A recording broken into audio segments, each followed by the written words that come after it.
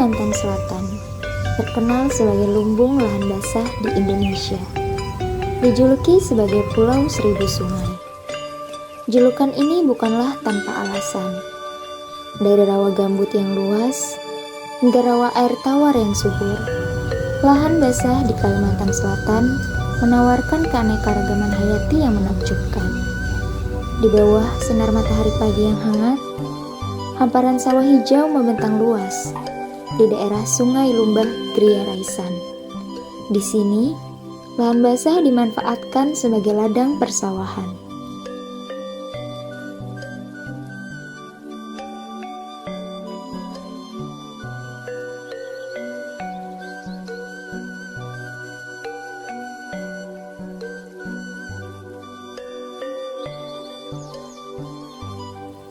Kami bertemu dengan Usu Ijai, seorang petani di Sungai Lumbah yang telah mengabdikan hidupnya selama puluhan tahun untuk bertani.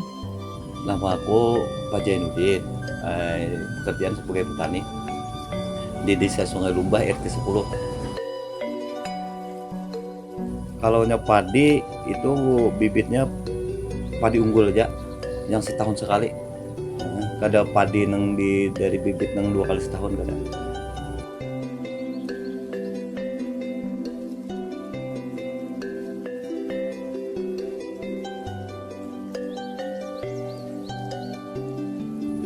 Karena faktor banyak nang ada kawa kita nang menguasainya nih, kalau nyala 2 kali setahun kada komatur banyak, jadi maambilnya masih setahun sekali ya.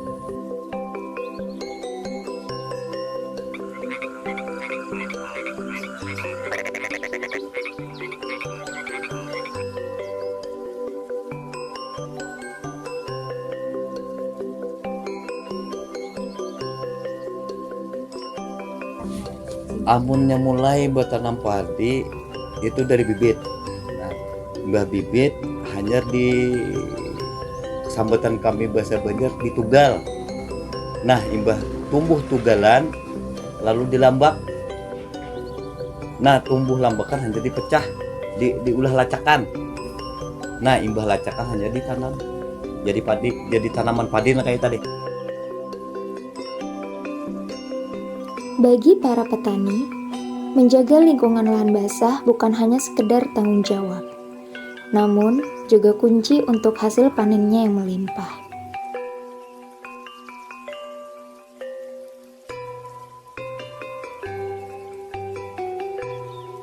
Di hamparan lahan basah Sungai Lumbah, padi tak hanya menjadi tanaman pangan, tetapi juga sumber mata pencaharian. Bagi para petani kecil, padi menjadi penopang hidup keluarga. Sementara, bagi petani yang lebih besar, padi menjadi komoditas ekonomi yang menguntungkan. Kalau di sini banyak yang menukar. Kalau orang neng beisi banih banyak, beulih banih banyak, bisa dijual orang. Misalnya dapat banih 500 balik, nah, atau 300 balik, 400 balik dijual orang. Sisa dimakan, maksudnya dihitung-hitung makan cukup 100 balik, dijualnya sisanya dijual. Kalau kayak kami ini petani kadeganal nih cukup makan aja, apalagi anak banyak. Namun, sawah bukan hanya tentang padi. Sawah juga merupakan bagian dari ekosistem lahan basah yang kompleks dan tak jarang menghadapi berbagai rintangan. Kalau masalahnya tuh pertama air banyak, yang kedua pupuk. Nah, kalau pupuk mengalih benar roh ini. Kalau banyu sudah mulai ada perairan, diulahkan pemerintah pengarukan, ya anunya sungainya didalami, jadi banyu itu lancar. Tapi nang masalah benar wajah ini pupuk. Lahan basah di Sungai Lumbah tak hanya menjadi sumber kehidupan bagi para petani, tetapi juga sebagai tempat bagi ekosistem lain.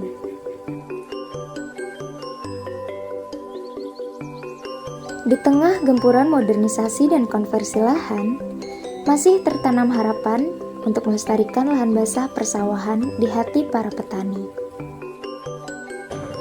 Sebenarnya harapan ganal bang, kawa dipelihara masih mungkin mudah-mudahan dari 10-15 tahun lagi, nah mulai ini sampai 10-15 tahun yang ke depan masih kawa dipertahankan pertanian nih. Lahan basah tak hanya menjadi sumber penghidupan, tetapi juga warisan budaya yang diwariskan turun-menurun. Namun, generasi muda kian beralih profesi, meninggalkan tradisi bertani yang telah lama dijalani leluhur. Pertemuan dengan Usu Ijai memberikan gambaran tentang pentingnya lahan basah persawahan di Sungai Lumbah dan bagaimana masyarakat lokal menjaganya. Meskipun masih terdapat kekurangan dan kurang perhatiannya pemerintah, semangat gotong royong dan kepedulian masyarakat terhadap lingkungan memberikan harapan untuk masa depan yang lebih baik bagi lahan basah di Sungai Lumbah. Secari kisah di Sungai Lumbah ini menunjukkan bahwa lahan basah bukan hanya hamparan air dan tanah, tetapi juga sumber kehidupan bagi para penghuninya.